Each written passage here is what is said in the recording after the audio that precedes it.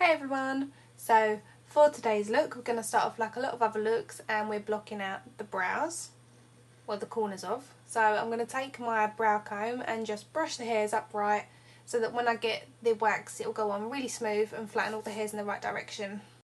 This is my FX wax. I get it from Charles Fox in Covent Garden, London, so you can either get it from the same place or look online. I'm just pulling the wax down onto the hair, flattening it to the skin and smoothing out any excess lumpy wax.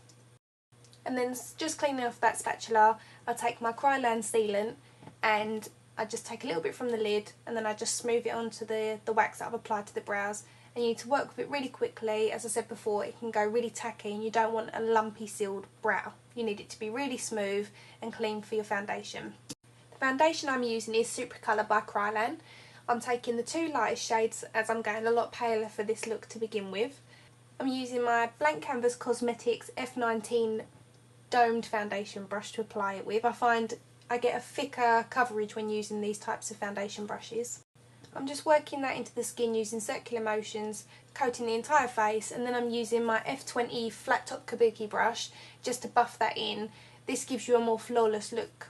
Be sure to go over your eyelids, underneath your eyes, and then taking it down the neck.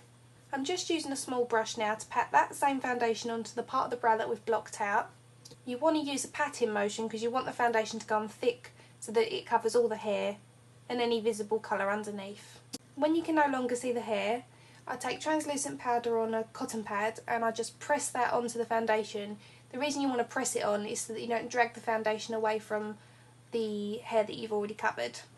I just often like to go over it one more time just to really pack it on so you can't see anything. And then I just use the same translucent powder and just go over the whole entire face just to keep everything in place.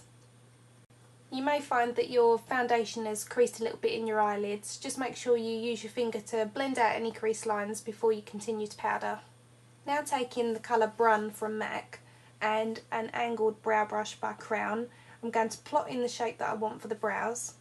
I've chosen to take the brow quite high, hence why I've blocked out my natural shape. I've chosen to go with black for an intense look, and I'm using a waterproof body paint by Kryolan which you mix with IPA. And using an Avon liner brush, I'm just going over where I've plotted the brow and just filling it in with the body paint. You have to be quite precise with this look, so you need a steady hand and just use a mirror quite close up and just match up all the areas so you get a nice blocky effect. I'm going for a more creative look with this brow and I'm just using LimeCrime's black liquid liner to create a squiggle at the end. Not something you necessarily have to copy, just my choice. Now I'm using Sigma's E25 blending brushes and Tempting by MAC, and I'm just going to contour the inside of my eyes and onto the bridge of my nose. The idea is to emphasise the socket line, so I'm taking Brun by MAC and I'm just going a little bit darker with that. And using a Sigma pencil brush I'm just defining that area. Now unfortunately from this point my camera decided to die, so I continued the look 3 hours on.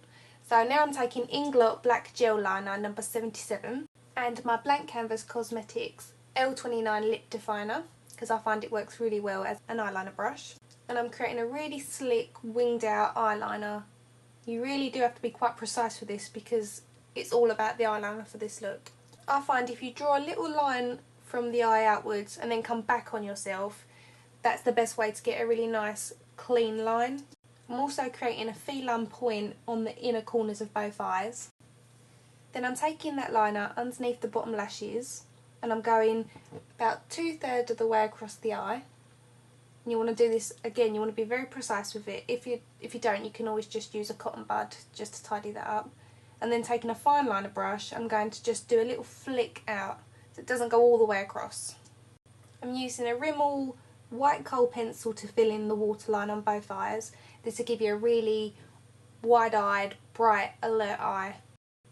I'm also filling that white in between both the flicks. This will diminish any sort of pinky tones to the skin. And I'm also just going over the eyelashes at the beginning just so they don't notice between the white and the black line.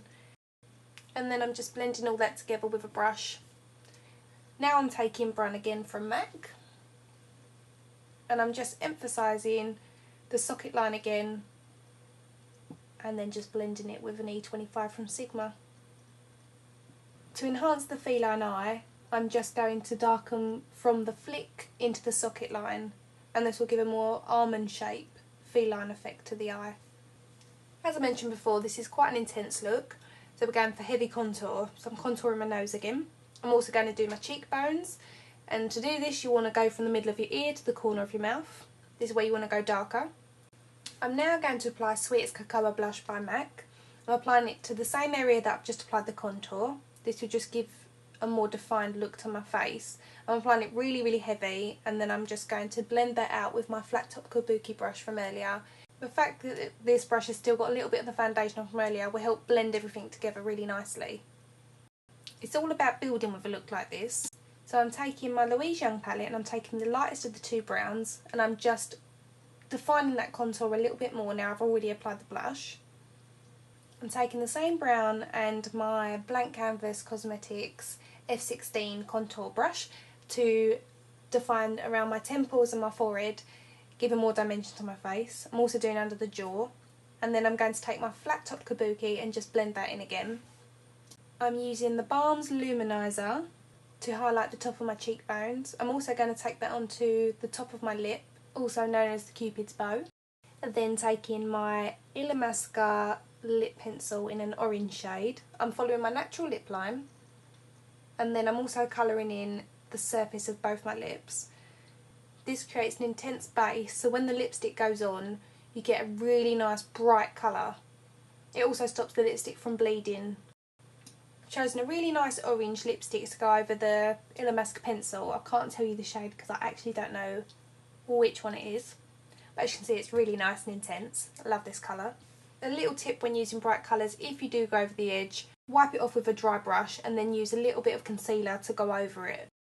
Over the top of this lipstick, I'm using a Hydrafull gloss by Anastasia in the shade Bellini. These glosses are stunning. They're really iridescent and they smell amazing. After applying a quick coat of mascara to my natural lashes, I'm now going to apply a pair of Winged Out lashes by Miss Adoro. Unfortunately, I don't know the number. As you can see, I don't apply them with a set of tweezers like some people do.